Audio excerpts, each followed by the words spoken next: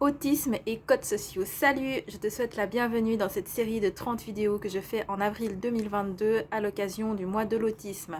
Moi c'est Maud, j'ai 34 ans, j'en aurai 35 à la fin de ce mois d'avril. Je suis coach psychospirituel et je suis également une personne avec autisme. Donc les codes sociaux, donc une fois de plus je vais parler en jeu parce que je prétends pas du tout représenter tous les autistes. Pour ma part, les codes sociaux en tant qu'autiste, c'est vraiment quelque chose qui m'a posé et qui continue, pour être honnête, à l'heure actuelle, de me poser énormément de problèmes. Et ça me pose des problèmes sur plusieurs plans et pour plusieurs raisons.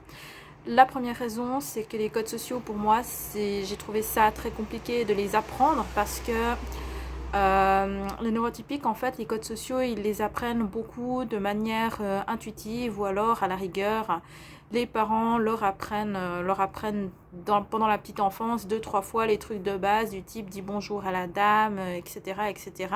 Mais c'est quelque chose qui rentre assez vite et qui se fait assez naturellement. Aussi, les neurotypiques, en miroir, ils apprennent assez vite les codes sociaux en imitant leur père ou en imitant leurs parents, enfin bref, en observant autour d'eux.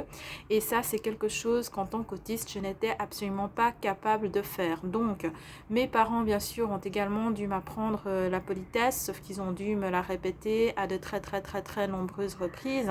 Tout comme également les professeurs, aussi mes camarades de classe pour finir, me répétait tout le temps les mêmes trucs de base: assieds-toi comme il faut, tiens-toi pas comme ça, penche pas ton corps comme ça, regarde les gens dans les yeux quand tu leur serres la main, patati patata. Et tout plein de trucs, en fait, des règles qui étaient extrêmement contraignantes et surtout qui pour moi n'avaient aucun sens ni aucune logique. Et ça, c'est l'autre point qui pour moi rend les codes sociaux difficiles à apprendre, c'est qu'ils ont vraiment pas de signification, ou à la rigueur, les neurotypiques attribuent une signification à certains codes sociaux, mais pour moi ça a vraiment aucune logique. Par exemple, cette obsession de regarder les gens dans les yeux, pour moi, le contact visuel, en fait, pour moi, il est tellement intense que c'est quelque chose que je trouve extrêmement dérangeant.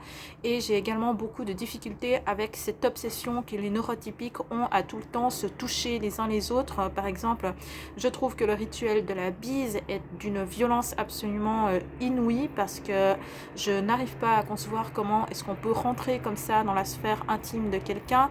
Le fait qu'on puisse se prendre dans les bras avec autant de facilité, enfin je veux dire, moi je prends dans les bras mon amoureux, quoi, mais de prendre n'importe qui comme ça dans mes bras, ou même des gens que je connais très bien, même des amis intimes, de les prendre comme ça dans mes bras, je trouve que c'est un contact qui est vraiment très envahissant sur le plan sensoriel, et c'est pas quelque chose disons que c'est très difficilement supportable pour moi.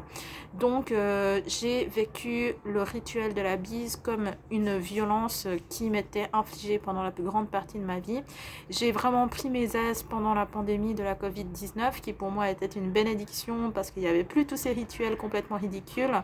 Et à l'issue de la pandémie aussi, parce que c'est pendant la pandémie que j'ai fait énormément de travail sur moi et que j'ai aussi entamé mes formations comme coach et comme thérapeute. J'ai décidé que je ne reprendrais pas le rituel de la bise et que j'allais tout simplement assumer et dire non aux gens qui voulaient m'imposer ça.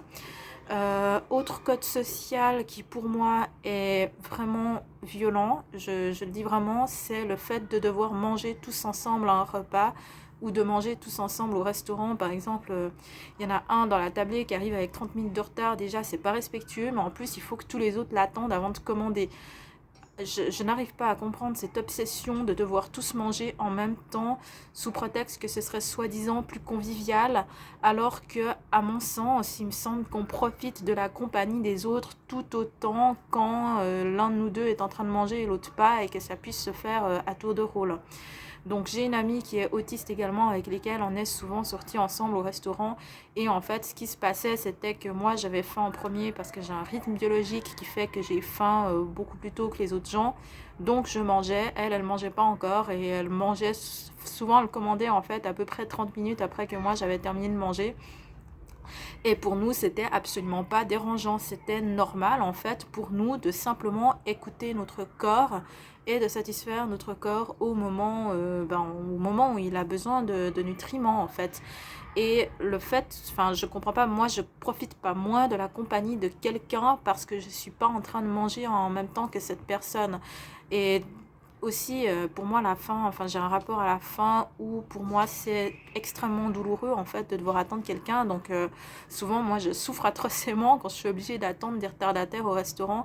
Et donc, je dois avouer que je comprends absolument pas pourquoi on doit faire ça.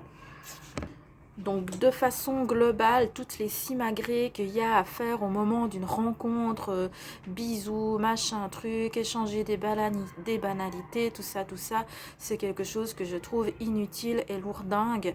Et voilà, je rentre un peu dans le moule pour essayer de faire semblant, mais vous pouvez être sûr que même à l'heure actuelle, quand je fais ça, euh, je suis dans mon esprit déjà en train de me projeter à 1 heure après parce que je trouve ça complètement ennuyeux. Et tout le cirque qu'il y a à faire souvent au moment de partir, de dire patati patata, des phrases qui veulent rien dire parce que de toute façon les neurotypiques se disent plein de belles phrases mais en fait après ils en mettent aucune en action, du genre oui on se rappellera, on ira faire ça ensemble, en fait il n'y a jamais rien qui est fait. Et voilà, moi j'ai de la peine à concevoir en fait l'intérêt de se dire ce genre de phrase si c'est pour que ce soit pas suivi d'action après. Donc là, je pense que c'est peut-être la vidéo que j'ai faite depuis le début de cette série où peut-être ma pensée autistique, elle se voit le plus. Mais c'est vrai que tous ces codes sociaux, en fait, moi j'ai de la peine à en voir l'intérêt. Sur le plan intellectuel, bon, ça sert à rien si jamais dans les commentaires de m'assommer d'explications, parce que vous pouvez être certain que sur le plan intellectuel, toutes ces explications de à quoi ça sert, l'importance des codes sociaux, patati patata, tout ça, ça m'a déjà été expliqué. Mais en me donnant des explications, c'est mon corps intellectuel que vous nourrissez, mais la part émotionnelle de moi, en fait, vraiment, elle comprend pas. Et je pense que, franchement, ben, peut-être je comprendrai jamais parce que sur le plan émotionnel, pour moi, la plupart de ces codes sociaux sont complètement ridicules et j'arrive pas très bien à comprendre pourquoi est-ce que les gens pourraient pas tout simplement être ensemble les uns avec les autres, se dire quelque chose quand ils ont quelque chose à se dire et profiter de la compagnie les uns des autres sans tout le temps se mettre la pression.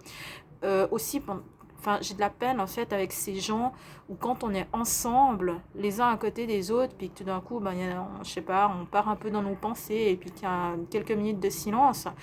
Il y a des personnes, ils ont l'air de croire que si on est avec quelqu'un et qu'il n'y a pas tout le temps une conversation, qu'on n'est pas tout le temps en train de dire quelque chose, visiblement c'est dérangeant.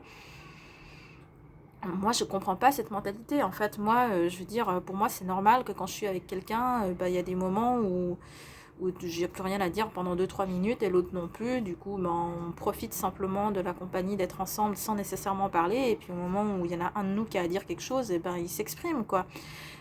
Du coup, le fait d'être avec des autres personnes neuroatypiques, souvent pour moi, c'est extrêmement reposant parce que je me retrouve avec des personnes qui ont les mêmes besoins que moi et le même fonctionnement que moi et avec lesquelles je ne suis pas en permanence en train de jouer un rôle, en train de revêtir un déguisement pour essayer de faire semblant d'être comme les autres.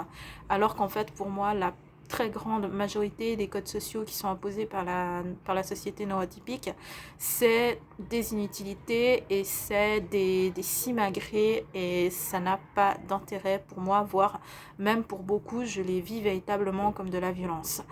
Donc voilà, c'est mon point de vue en tant que personne autiste et je l'assume.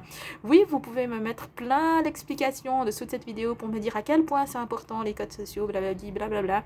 Soyez certain que j'ai déjà tout entendu et que c'est pas pour autant que ça va parler à mon cœur. Donc voilà, je te remercie de m'avoir écouté et je te dis à bientôt dans une prochaine vidéo. Ciao, ciao.